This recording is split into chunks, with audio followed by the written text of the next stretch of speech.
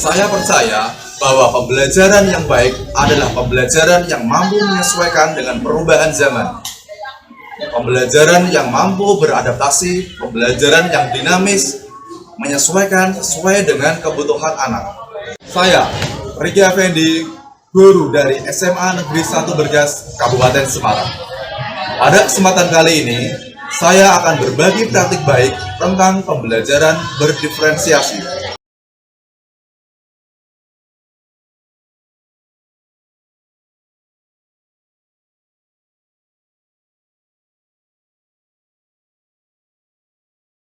And a flashback. Murid saya berangkat dari background yang berbeda, bakat minat yang berbeda, dan juga kemampuan individu yang berbeda pula.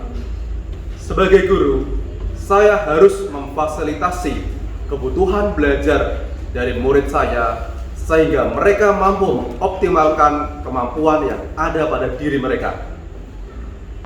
Halo semuanya, perkenalkan nama saya Aurel, saya gemar membaca novel, saya senang bersekolah. Biasa dipanggil Rifki, saya gemar mendengarkan musik dan juga bermain game. Saya suka bersekolah. Saya dipanggil Dandi, hobi saya bermain dan saya senang bersekolah. Nama panggilan saya Chelsea, kegemaran saya adalah menggambar dan saya senang bersekolah. Kegemaran saya ialah berolahraga dan saya senang bersekolah.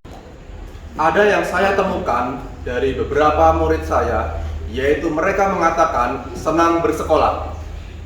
Hal ini menjadi power booster bagi saya seorang guru untuk meningkatkan kualitas pembelajaran menuju pembelajaran yang asik, menyenangkan, sesuai dengan kebutuhan murid, dan juga berwawasan global.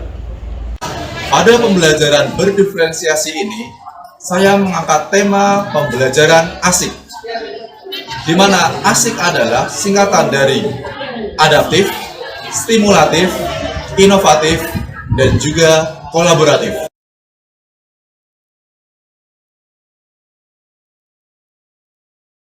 Bagian pertama pada pembelajaran asik adalah adaptif.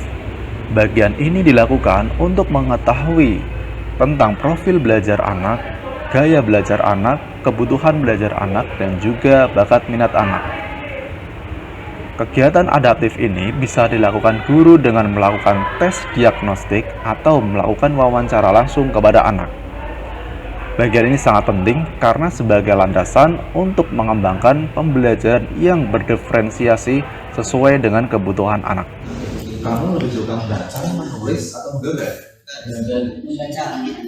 Selanjutnya, anak saling berdiskusi untuk menyusun kesepakatan kelas.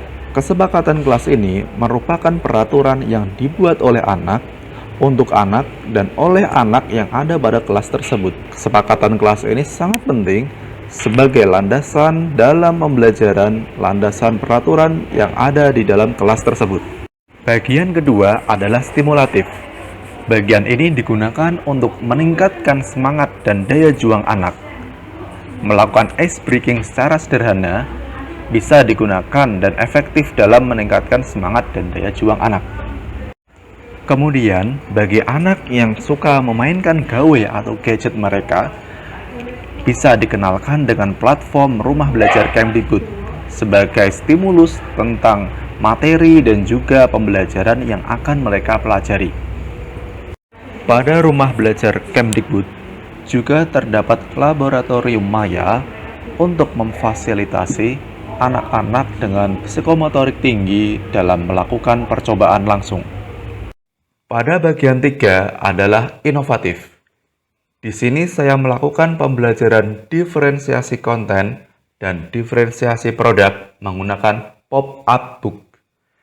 Anak-anak akan mendesain, menggambar, dan membuat pop-up book untuk dijadikan media presentasi pembelajaran. Anak-anak sangat bersemangat sekali karena pembelajaran matematika kali ini mereka bisa berlatih membuat karya dan saling bekerja sama untuk menyelesaikan masalah. Ini merupakan salah satu pembelajaran yang mengakomodasi gaya belajar visual, gaya belajar audio, serta bakat minat anak dalam menggambar dan mendesain media belajar. Kemudian saya melakukan penguatan atau scaffolding dengan cara mengajak beberapa anak bermain monopoli matematika. Berikut merupakan penjelasan tentang monopoli matematika. Kita akan belajar sambil bermain.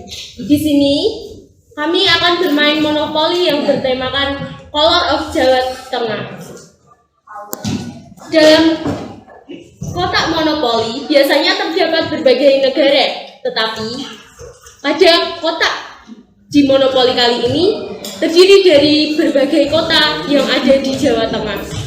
Beda yang berupa pakaian adat yang berasal dari Jawa Tengah.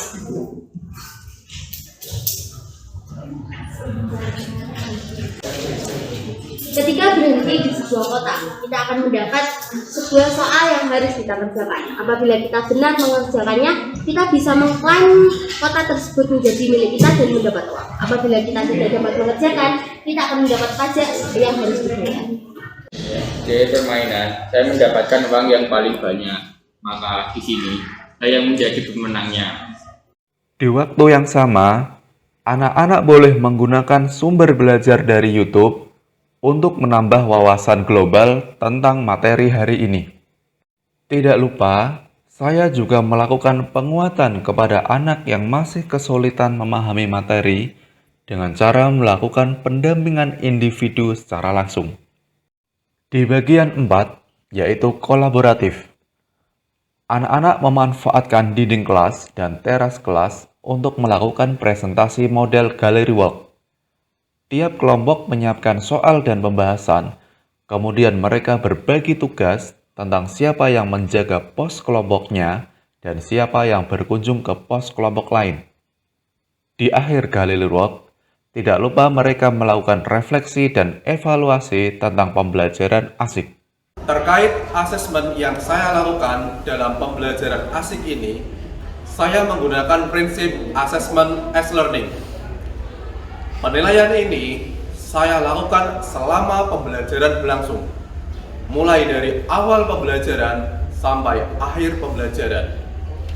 Penilaian ini sangat penting sebagai proses perbaikan pembelajaran ke depan dan juga untuk mengetahui seberapa efektif pembelajaran yang telah saya lakukan. Beberapa penilaian yang saya lakukan adalah penilaian kinerja kelompok, penilaian dalam mendesain pop-up book, penilaian dalam presentasi gallery walk, dan penilaian tertulis di akhir pembelajaran. Belajar dengan monopoli matematika sangat menyenangkan. Saya benar-benar bermain, tetapi juga mendapatkan pengetahuan yang baru. Saya harap kedepannya akan lebih banyak permainan yang diintegrasikan dalam pembelajaran matematika. Saya Suprianto, Kepala SMA 1 Berkas. Saya mendukung penuh dengan adanya guru penggerak ini. Sungguh saya berterima kasih ada program ini karena guru-guru kami akan jadi guru yang hebat dan tentunya akan menghebatkan sekolah kami. Demikian praktik baik yang saya bagikan untuk pembelajaran pada pagi hari ini. Semoga pembelajaran praktik baik ini bisa menjadi inspirasi untuk guru-guru hebat yang ada di seluruh Indonesia.